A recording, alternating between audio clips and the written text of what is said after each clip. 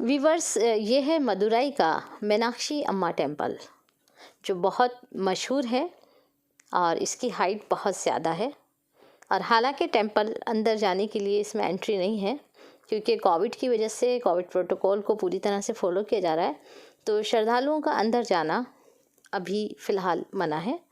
और जो लोग जाते हैं वो एक पर्टिकुलर तादाद में ही जाते हैं और विद परमिशन, तो इसलिए लोग बाहर से ही दर्शन कर रहे हैं। ये पूरा रास्ता है और आमतौर से इस रास्ते पे लोग बगैर जूते और चप्पल के चलते हैं, यानी जूते चप्पल उतार लेते हैं अपनी अपनी आस्था के हिसाब से।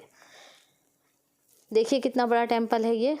इसमें बहुत सारी मूर्तियां हैं देवी देवताओं की,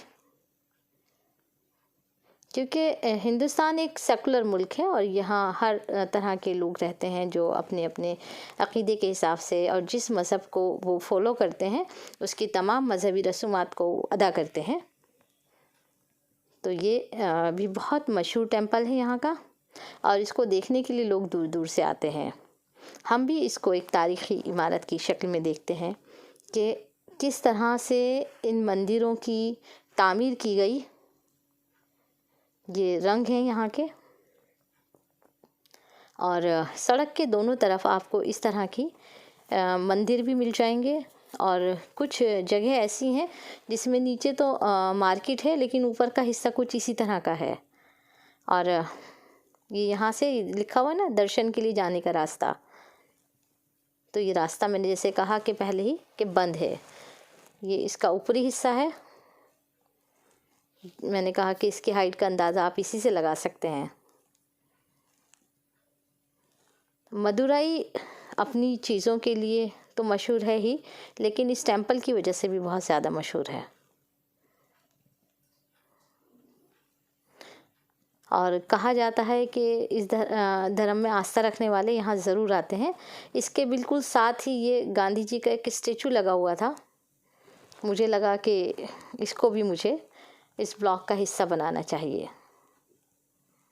मीनाक्षी अम्मा टेम्पल से जब हम थोड़ा सा ही आगे बढ़ते हैं तो तब ये स्टेचू आपको दिखाई देगा। ये श्रद्धालु अलग अलग रंग की धोती बांधते हैं, कोई ब्लैक, कोई ग्रीन, कोई अलग अलग कलर्स में पूरे के पूरे ग्रुप्स आते हैं यहाँ पर। ये जिसकी दूसरी तरफ सब दुकानें लगी हुई हैं। ये भी टेम्पल है यहाँ का। इसकी भी हाइट आप देख सकते हैं कि बहुत ऊंची है और ऊपर तक किस तरह से मतलब अगर हम इसे फ़न तामीर की शक्ल से देखें, उस नज़रिए से देखें, तो आप ये देखिए कि कितनी बेहतरीन है ये जगह। ये सामने मार्केट है। मैंने आपसे पहले कहा कि ऊपरी हिस्से में भी आपको इस तरह का दिखाई देगा और नीचे कुछ मार्केट्स भी बने हुए हैं। मदुरई आने के बाद मैंने ये महसूस किया कि यहाँ की बहुत सारी ऐसी चीज़ें हैं। हालांकि इस ट्रिप के दौरान बहुत सारी चीज़ें रह भी गई हैं, तो फिर आएंगे तो फिर इसको ज़रूर हम अपने ब्लॉग का हिस्सा बनाएंगे। लेकिन बहुत सारी ऐसी चीज़ें हैं जो अभी तक लोगों की नज़रों तक नहीं पहुँची हैं, यानी अनएक्सप्लोर हैं। कि देखिए आप, ये पूरा रास्ता है, जैसा कि मैंने पहले ही बताया आपको कि दोनों तरफ मंदिर बने हुए हैं, जगह जगह दुकानें हैं। इस रोड पे लोग ज़्यादातर नंगे पैर चलते हैं। मदुरई है बहुत खूबसूरत शहर और यहाँ का नारियल पानी तो मुझे बहुत ही पसंद आया। यहाँ की दो चीज़ें, यहाँ का नारियल पानी, यहाँ का डोसा और यहाँ के केले। और व्यूअर्स, अब हमारा अगला सफ़र जो है वो यहाँ से रामेश्वरम के लिए है। व्यूअर्स, अभी हम यहाँ मदुरई जंक्शन पर हैं और हालांकि हमारा यहाँ आने का कोई इरादा नहीं था, लेकिन यहाँ आने का हमारा एक ख़ास मकसद ये है क्योंकि हम रामेश्वरम जाना चाहते हैं।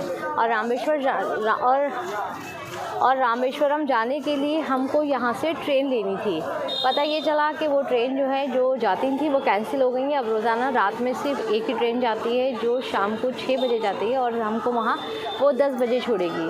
लेकिन मसला ये है कि हम चाहते थे कि पूरा सनसेट जो है वो कवर करें, और रामेश्वरम जब जाने के लिए ट्रेन पानी से गुज़रती है तो वो बहुत ही खूबसूरत मंज़र होता है, और मैं भी उस मंज़र को पूरी तरह शूट करना चाहती थी। और इसके साथ साथ मैं ये भी बता देना चाहती हूँ कि अभी हम तिरुवन्नामलाई मंदिर महल गए थे। वो नाम थोड़े से मुश्किल हैं, इसलिए माज़रत के साथ तिरुवन्नामलाई महल गए थे, और वहाँ पर एक साउंड शो होना था जो कैंसिल हो गया है। और फिर मुझे यहाँ आकर लगा कि यहाँ का जो रेलवे स्टेशन है वो हमारे दिल्ली के रेलवे स्टेशन से बहुत ज़्यादा खूबसूरत, साफ़ सुथरा, बहुत सिस्टमेटिक है। तो मैंने यही सोचा कि आपको भी यहाँ के बारे में बताया जाए, और इसके बारे में आपको दिखाया भी जाए कि यहाँ का कितना ऑर्गेनाइज सिस्टम है।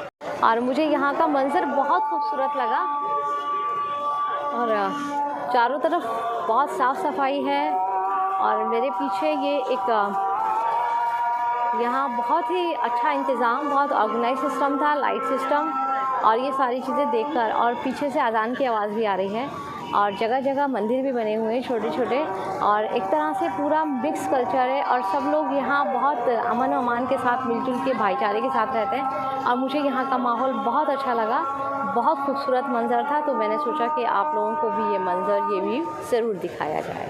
Thank you.